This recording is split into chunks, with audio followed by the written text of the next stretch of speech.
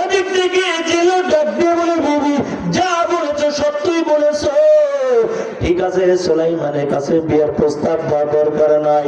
তবে আওয়াজ যখন মেয়েটার কানের মধ্যে চলে যায়, মেয়েটা ডাক দিয়া বলে, মা চিন্তা করা লাগবে না, কারণ আমি সুলাইমানের কাছে বিয়ার প্রস্তাবটা পাঠাইব। যে আল্লাহ সুলাইমানকে টাকার মালিক বানাইলো, ক্ষমতার মালিক বানাইলো, নবুয়ত দান করলো, ওই আল্লাহ যদি চায় আল্লাহ আমাকেও সুলাইমানের বিবি হিসেবে কবুল করে নিতে পারে। লীলা খেলা তো মালিকের হাতে। কত কোটিপতি কাল্লা ফকির বানাইয়ে দিছে, আর কত গরিব কাল্লা কোটি কোটি টাকার মালিক বানাইয়ে দিছে। আরে নবীর উম্মতের দল,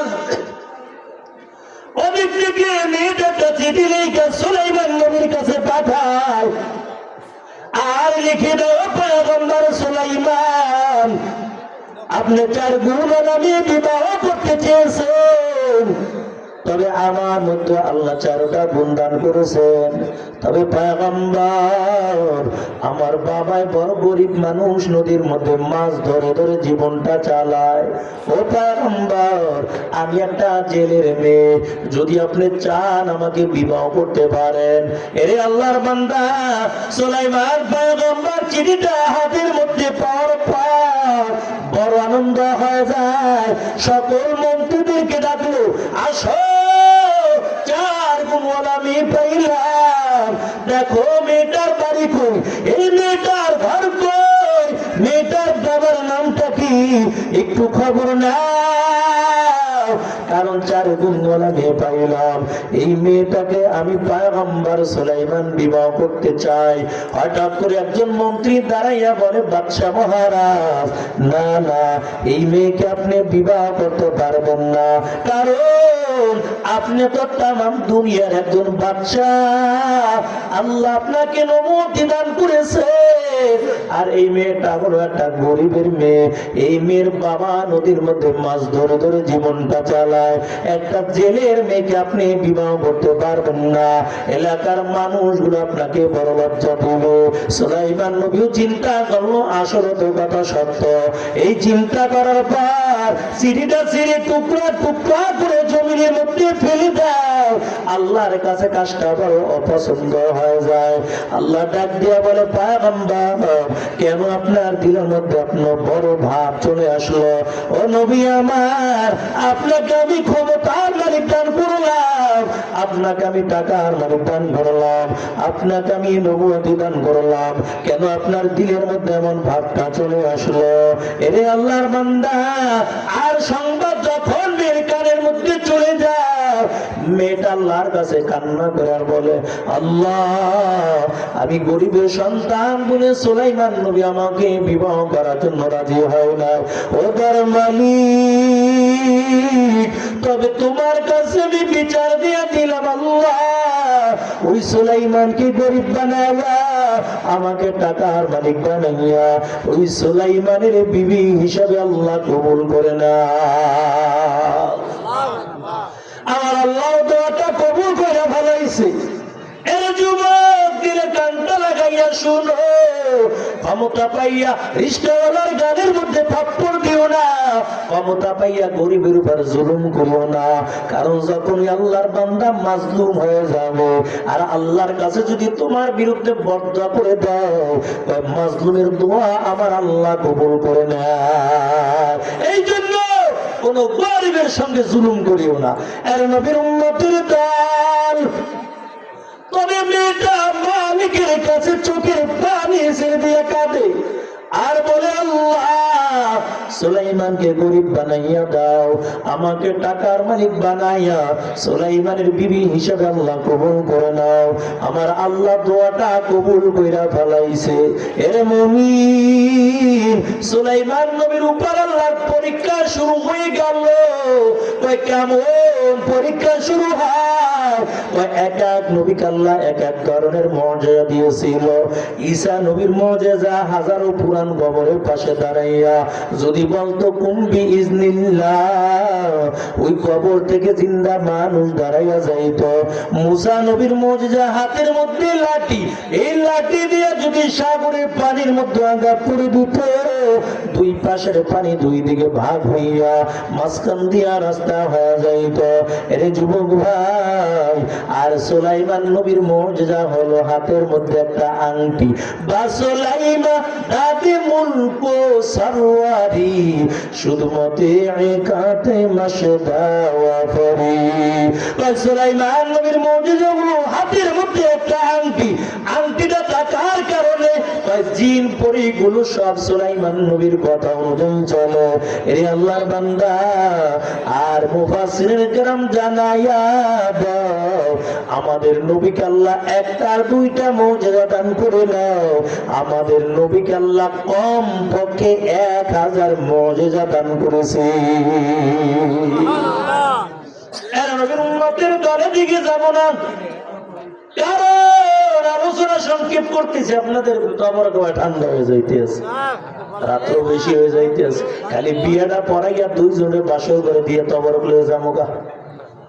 এরা মুমিন মুসলমান, আল্লাহ তাআলা সুলাইমান নবীর উপর পরীক্ষা শুরু করে দাও। কেমন পরীক্ষা শুরু করে দিল?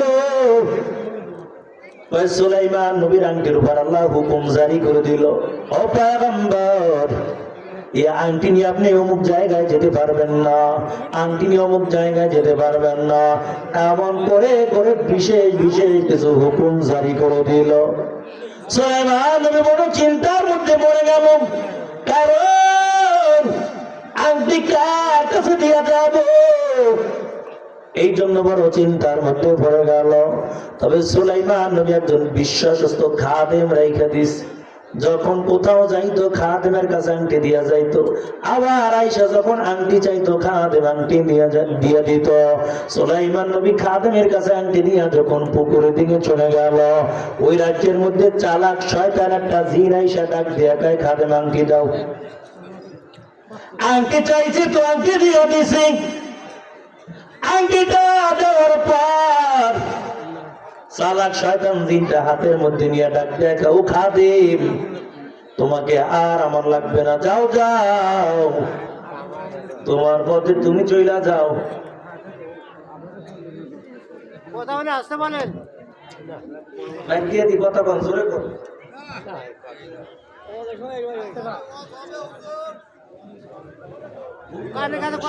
সমাজ আবার বুঝেন না যে একটা মজলিসে বসে আছে, যদি কথা বলেন, হ্যাঁ মনোযোগ দিয়ে দেবো।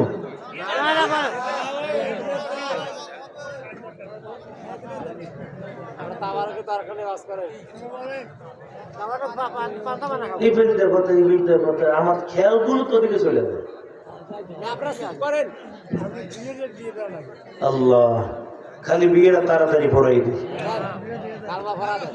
আল্লাহ, ওই আংটি যখন নিয়ে গেছে চালাক শয়তান জিনে, আংটিটা নেওয়ার পর খাদেমে ডাক দিয়া বলে, খাদেম, তোমাকে আর লাগবে না, তুমি চলে যাও। আংটি নিয়ে রাজ দরবারে হাজির হয়ে গেল। এর মুমিন, ওই আংটি নিয়ে রাজ দরবারের আর সিংহাসনের মধ্যে বসার পর আবার রাজ্যের মধ্যে একটা ঘোষণা দিয়া দিল, ও রাজ্যের মানুষ একটা খবর শুনে নাও, এই রাজ্যের মধ্যে একটা চালাক একজন নকল সুলাইমান আছে, দেখতে কিন্তু আমার মতন দেখা যায়, ওরে যেই জায়গায় পাইবা ওই জায়গায় ভালো করে সাইজ করবা। এরে আল্লাহর বান্দা, রাজ্যের মধ্যে বড় ঘোষণা দিয়া দিল।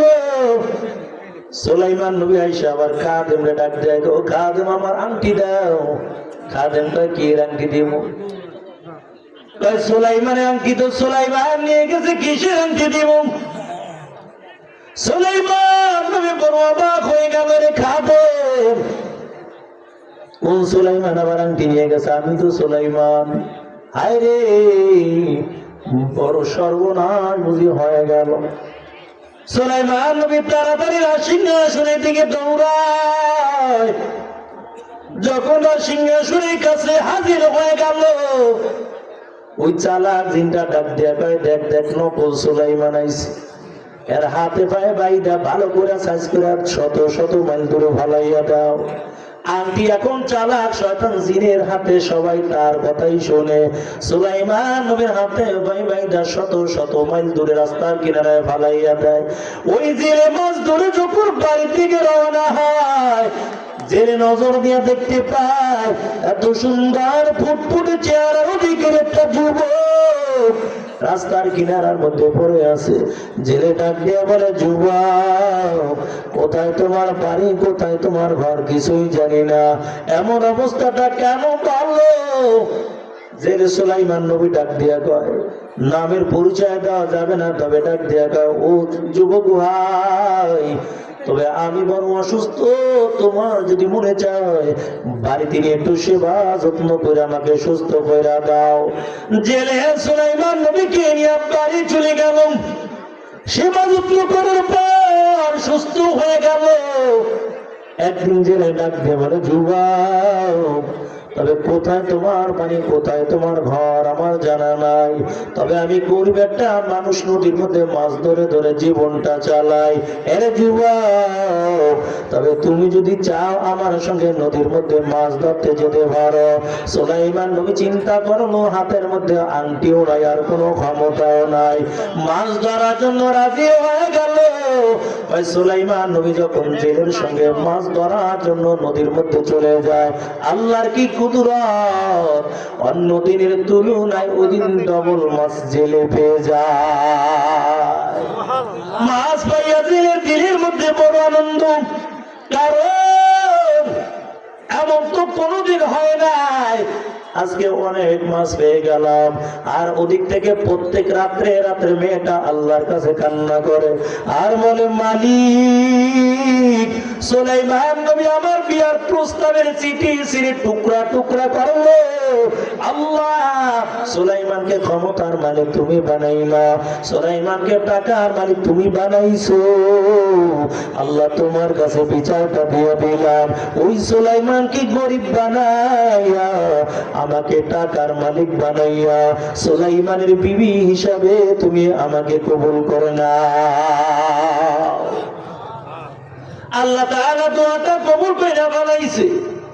এর আল্লাহর গোলাম, মেয়েটা আমার চোখের পানি ছেড়ে দিয়া কাঁদে, তবে আল্লাহ তাআলা তো দোয়া কবুল করে বানাইছে।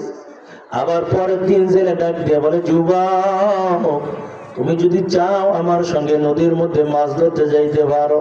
সুলাইমান নবী রাজি হয়ে গেল। তৃতীয় দিন আবার মাছ ধরতে চলে যায়।